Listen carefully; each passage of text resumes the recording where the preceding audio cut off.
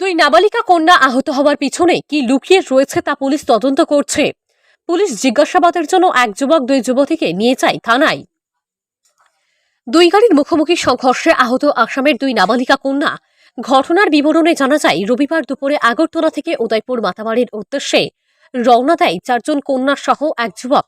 এদিন উদয়পুর গোকুলনগর মারুতি শোরুমের পাশে আসা মাত্র মারুতি সুজুকি যার নম্বর TR01H2867 সাথে মারুতি ভ্যান গাড়ি যার নাম্বার TR07A0314 সংঘর্ষ ঘটে।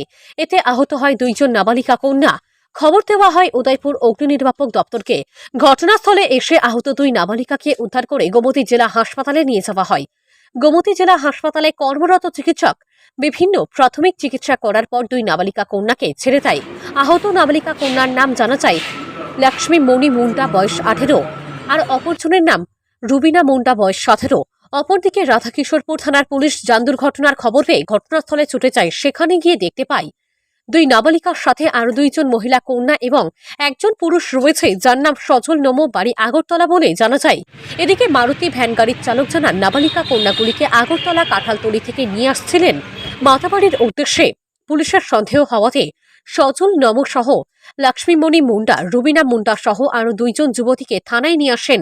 পুলিশ ধারণা করছে সজল নমো সহ এক যুবতী ওই নাবালিকা কন্যাগুলিকে নিয়ে মাতাবাড়িতে কোনো অসামাজিক কাজ করার জন্য নিয়ে এসেছে, নাকি নাবালিকা কন্যাগুলিকে অন্যত্রই নিয়ে গিয়ে বিক্রি করে দেওয়ার জন্য নিয়ে এসেছে তা পুলিশ তদন্ত করলে বেরিয়ে আসবে বলে ধারণা করা হচ্ছে।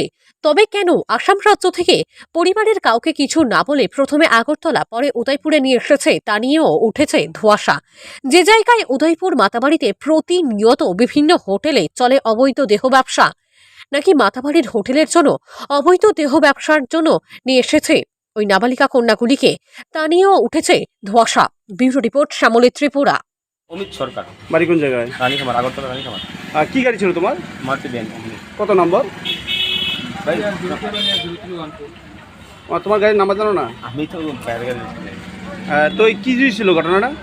বলুন না, আমি দিকে যেতেছি, আমার গাড়ি নর্মাল স্পিডে আসলো, হ্যাঁ খুব স্পিডে আইসে ওই আমার গাড়ির ভিতরে টাকা মারছে, আমার গাড়িটা পুরো ঘুরে। কি গাড়ি ছিল ওইটা? ওটা ছিল ডিজাইন মারুতি সুজুকি। কোন জায়গাতে ঘটনাটা হয়েছে?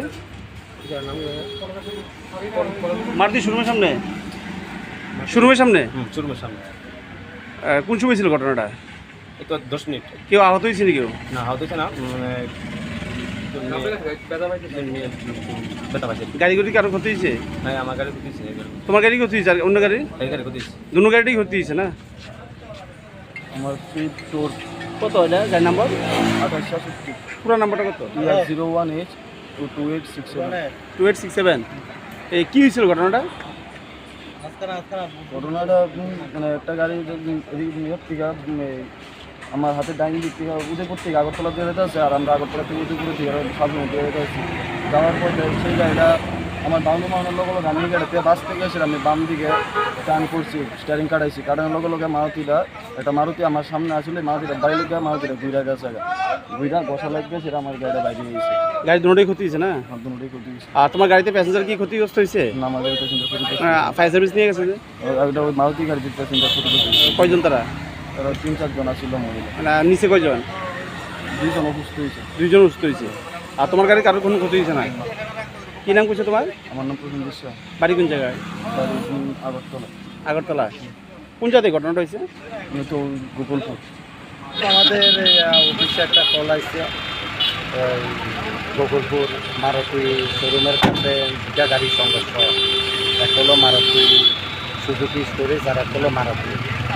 তো এতে আমরা দুজন ইঞ্জিন পার্সনকে পাইছি, এটা আমরা গোমতী জেলা হসপিটালে পৌঁছে দিয়েছি। তাদের নামটা কি জানা গেছে? একজনের নাম পাইছি আমরা লক্ষ্মীমণি মুন্ডা,